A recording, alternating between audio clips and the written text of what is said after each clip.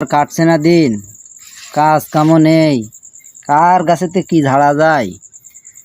এইদিকে কদবেল হায়দারদের বাগানে সুবরি গাছ আছে, সুবরি পেকেছ না, কি করি, সুবরি ঝাড়তে হয়ে আইছে।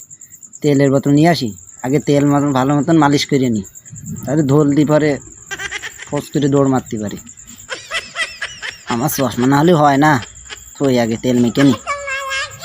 আচ্ছা মাখা মাখবো আজকে, এমন কষা কষবো কেউ ধরতে পারবে না, হাত দোকান আগে কষবো, ধরলে এবার ফুস করে দৌড় মারতে পারি। এই যে কি আনন্দ এই কাজে, বাহ, আগে এত মজা পাতাম না গা বাবু। তেল মালিশ করতে করতে আমার শরীর দেখি যাও চকচকে হয়ে গেছে, ফকফকি, কি যে মজা। মুখে তো কষে নি কায়দা, জিম টিম করে নি। জুতোর গোষ্ঠী মেরে, জুতো আগে না ফেলালে হচ্ছে না, গাছে একটু দৌড় মারতে গেলে আবার সমস্যা। এই সেই চশমা রে, চশমার কি হইলো? এই ছাড়া তো আবার আমি চোখের দিকে গাছে উঠতে পারিনি। যাই, কেউ আবার দেখে মেখে ফেললো না তো, দেখলে তো আবার সমস্যা। চইলে তো আসলাম বাগানের দিকে, কেউ আছে কিনা জানি। কদবেল হায়দার আবার চকি দেয় সবসময়, আশপাশে আছে কি দেখে নি। বাজারের কোনায় না, নেই তো মনে হচ্ছে।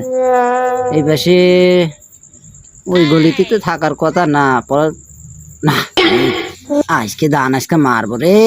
যাই কোন গাছে আছে সুপারি দেখে আসি, লাইন মতো দেখি কোন গাছটাকে ঝাড়া যায়।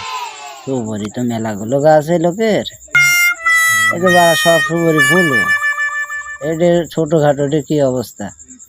ওই ভাই আছে তো, তো কাঁচা আর দুধ দুধ বিয়ানো মনে হচ্ছে, হবে না, এই সম্ভব না।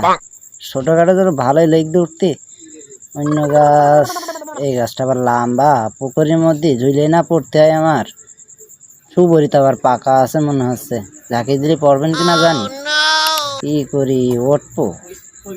সুবরি তো পাকাই লাগছে, হ্যাঁ পাকা সুবরি, উঠি। চিন্তা করে দেখে নি আশপাশে কেউ আছে কি, আবার উঠেই পড়ি, ওরাও চিন্তা করে লাভ নেই। কাছে ঢাতে করে এলাম ভালো যে, না এতে তো আমার আবার বাড়ি ছাড়তে হইতো, কত দেরিতে আইসি, সব অশান্তি আর হয় না। উঠি,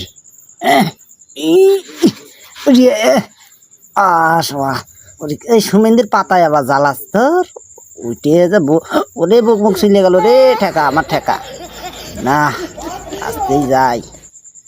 দড়িতে আবার বেশি গাছ নড়লে আবার দেখে ফেলে আবার ঠাপ দেবেন। মেলা দিন গাছে মাছে সুবরি মুড়ি হয়েছে, গাছ তো মাছ তো দেখা মাখা হয় না, একটু দেখে